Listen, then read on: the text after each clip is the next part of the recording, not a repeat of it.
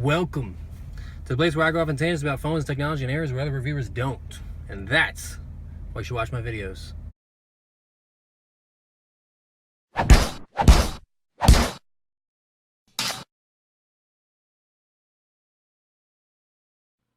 How's it going, audience? Yannick here, and I just want to talk a little bit about the iPhone 8 shit that's going on, because there's a lot of shit that's going on. You see all the pictures, the rumors, this, that, the other, and I just want to share what I think is going to happen based off of previous things. The best way to gauge what Apple is ever going to do is to base it off what they've done in the past. Give you an example. Touch bar on the new MacBooks. Okay? Touch bar on the new MacBooks.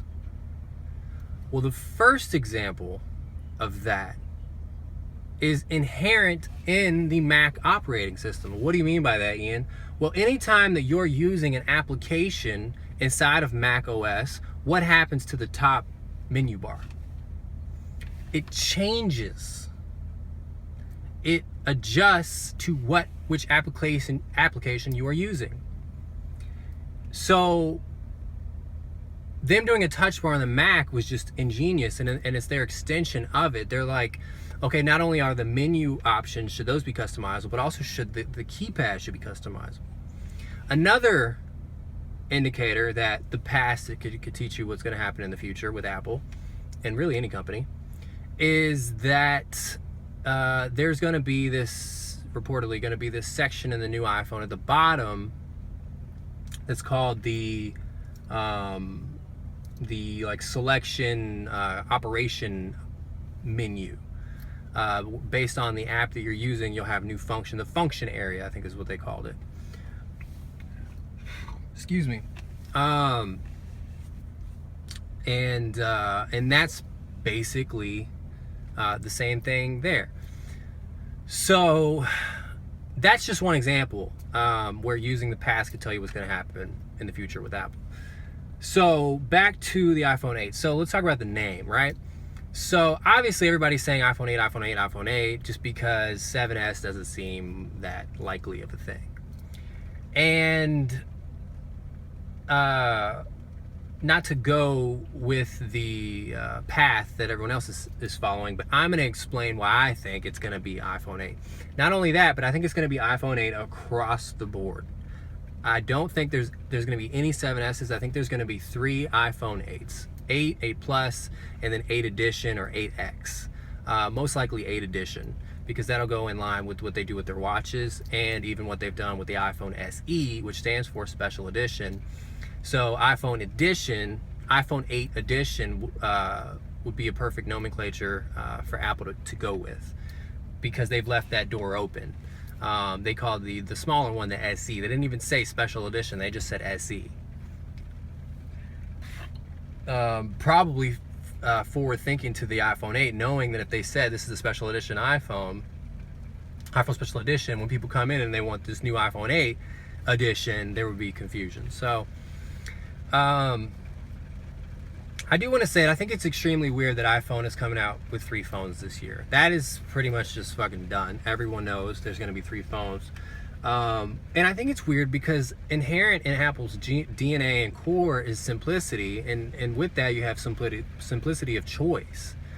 The iPhone was such a big deal because it was one phone. You know, when it first came out, it was like, this was the one phone that beats all. Now people are gonna go in the stores this coming year and have 3 options. Like, which one do I pick? All right, I can already see customers. What's the difference between this one? All right, and that one. What's the difference between that one? All right, what's the difference between this one? They're going to be saying that for all 3 phones because most people do not do their research. What's up, Rain? What you doing? What you doing, Rain? Take off my glasses. Ooh, it's sunny. It is sunny. Oh, I have like the glasses things going on. Eduardo's not here with me today, unfortunately, so you're gonna have to bear with me. Eduardo! Yeah, he's not here. It's gonna confuse people, man. I've worked a lot with consumers, and by the way, for those of you that don't know, I work in wireless on a day-to-day basis. So I know what's going on, and hopefully my phone's still recording and I'm not talking to myself. Because that'd be awesome. And so I think it's going to be 8, 8 Plus, and 8 Edition. And I think they're going to play one video showing, here's the iPhone 8. And they're going to say, Tim Cook's going to come out on stage, he's going to say, this is a special year. Why is it a special year? This is our 10th year since we've launched the first iPhone. And with that, we found the need to do something special. So we're jumping straight from iPhone 7 to iPhone 8. No in between. And we're giving you 3 options, and we're coming out with a special edition version to commemorate this special event. And I think that's what they're going to say. I think that's what he's going to say. I think the iPhone 8, I think they want it to be a simple choice across the board. I think they're all going to have like the same functionality. If there is going to be an AR function that's built in, they're all going to have that. And that might be the one thing that unifies them all. They might all have the AR functionality, because it wouldn't be smart for Apple to exclude that from their the 8 and 8 Plus and just to keep it with the edition model. Why? Because AR is an interactive community growing thing. The more people that are using it, the more data they're going to be able to feed and use real time. It's just like with the autopilot mode on Tesla. People doing that is giving them data, real-time data that they can collect and use and say, look, here's how we're performing compared to this year and the growth and all this stuff. So not only are people getting the functionality with autopilot, but they're providing hardcore user data that Tesla can apply to anything. And then it'll eventually show to the government, here's how much safer our cars are than human beings. And that's going to be the same thing with AR. People are going to be walking around with their phones. They're going to be trying to find like a restaurant, and the AR is going to see where they're looking, and it's going to just provide so much data. So I really think that this AR thing is going to be around them all. Now, the one thing that the Edition is going to have, it's going to have the 5.8 inch like bezel-less display. It's going to have the OLED screen, and I believe, and to get back to that point, I think all of the iPhones might have the verticalized dual camera. All 3 of the iPhone 8s might have that.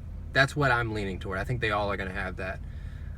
And then the Edition, like I said, it's going to have the Edition is going to have the bezel-less screen, the wireless charging, that's up in the air. I don't know if they're going to give that to all of them, but you got to have stuff that separates the Edition. Maybe it's just the OLED screen and the bezel-less design. Maybe that's just it. I don't know. But that's my thoughts, guys. Please leave in the comments below what you think. Let's talk about it. And that's all I got. Yannick is out.